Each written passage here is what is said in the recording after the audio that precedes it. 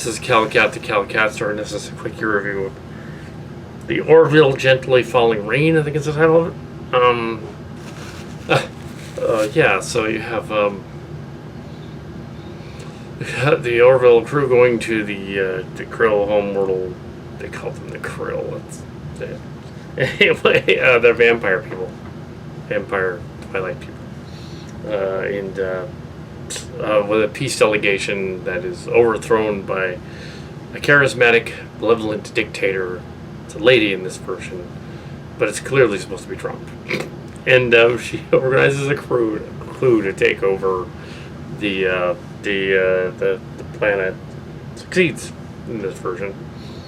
Clearly they went there, unlike Picard season 1, which didn't have the balls to go there, but this one did. Since they made it a lady, it's more similar to those Iron Sky movies where they made Sarah Palin the president, or a parody of her. So there's this lady who plays the Krill lady was apparently killed after they filmed, not because of that, but after they filmed the season in a car accident, which is messed up. So that actress is dead, but apparently they did all of her scenes in the story. Lisa Hendrick or something like that. That's her name. She's been in a bunch of stuff. Yeah, CSI and other stuff. Yeah, the TV stuff mainly. Yeah, so we're chewing scenery, but she clearly likes the part. There's Mercer and she were intimate in the previous that last time they met. Apparently, they have a kid that's being hidden by the rebels. Planet that is half human and half Krill. How the DNA would work there, I don't know. But I guess vampires can mate with people, so I don't know. But yeah, and then Kelly and the other cast go to rescue her. We have Ted Danson as Perry returning, the Captain Carey character.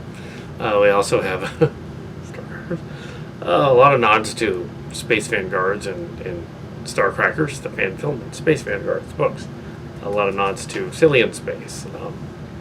This episode is very similar to a number of those, mainly the mirror ones. The Reward War ones.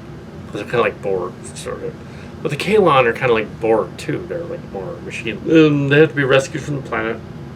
Go down there and rescue them from the planet. They dress up some of the crew as Kalons and disguise, holographic disguise shuttle and go down there and rescue them. Which they've done in previous episodes. So nothing is retconned. Nothing is not canon. It's all canon. They go about a rescue mission. It's fine. It's very Star Trek, the action adventure, fly through the capital thing. Earlier on, the rebels and bait and switch. They kill the Krill president guy to replace him. The other ones is what would happen if the January 6th trial had ended with them actually taking over, which would have been bad. It didn't end with them taking over. So this was the sort of a like, we're gonna make fun of that. I was screwed up. That would have led to a civil war, and they didn't end up doing that.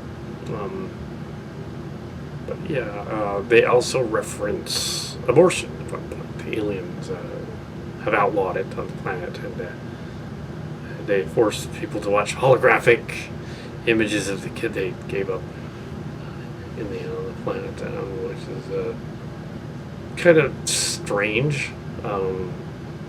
This was a holographic version of it. How do they know what it would look like? There's on the DNA or something. That doesn't make sense. But they are vampire aliens, so they probably think that's a cool thing to do. To torture the abortion bad guys. Yeah. Okay. Yeah. So. So it's like, yeah, that yeah, it's odd.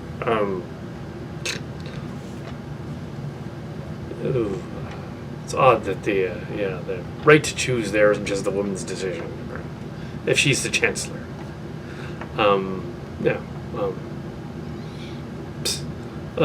Yeah. So there's a hybrid child. How did they raised by them.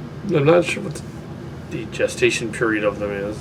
I think it must have been an earlier encounter with the two of them, like before the show even started. She looks to be about 5 or 6. She's really intelligent. She's playing with this bright toy thing, which is probably something they'll sell in toy stores. Yeah, they do sell some toys. I did at one point see the some of the models they had. Yeah, there was a standing like studio model of the Orville season 1 of those conventions. There was also another one that was you could get the smaller ones. I could get it. Not at this one, but a previous one, 2019 one. Yeah. So and none of the cast was at Fanime, incidentally. They all were gone. One of them was having a baby, so she wasn't there. Megan character. So she wasn't. But yeah, that Fanime thing. This was 3 years earlier during the thing, having nothing to do with this show at all. So there's sort of like this stalemate battle thing with the Krill, and broke it off with them. And I think this is episode 4, I think, of 10, I guess. Yeah, they can't fight the Kalon without the Krill, and then they can't fight them with them. They're darned if they're damned if they do, and they're damned if they don't. And their deity, the Avis, looking like a vampire from Nosferatu, was funny. That was pretty funny. Yeah, so there was a split statue of him. I wonder why, like, what's their relation exactly? Anyway, being evil. The Shades, it was Andrew Baramis and Brandon Braga who wrote this episode. Very much Deep Space Nine, or Voyager elements, but also next gen, more next gen, I would say. Or that episode where the first episode where we get to see the Klingon homeworld, and Picard says before the commercial break, "Set course for the first city of the Klingon Imperial Empire," and you go right to the city itself, not to the planet. But anyway, it sounded cool. Yeah, they didn't call it Kronos at that point. They called it Kronos afterward. I thought they were saying Kronos when I first saw it. The K, but they weren't. The Q. And that's where they get the Kronos idea in Discovery, but they're wrong. It's Kronos. So, yeah, it's not time travel. The Klingons don't do time travel. Baralf Ministry does not do time travel. That makes sense. But they didn't know that. Yeah, so. Yeah, I guess this is my real the Orville latest episode, and there it is. Yeah, so. Okay. It's okay. Yeah, it's not nearly as funny this time around. Yeah, this season's trying to beat Next Generation. It's on a... What if there was some sort of mandate with the first 2 episodes that said, okay, we have to be a certain way. It would be funny, these other episodes, but now we're not going to do that. Oh, they sell the new series to Hulu by making it serious.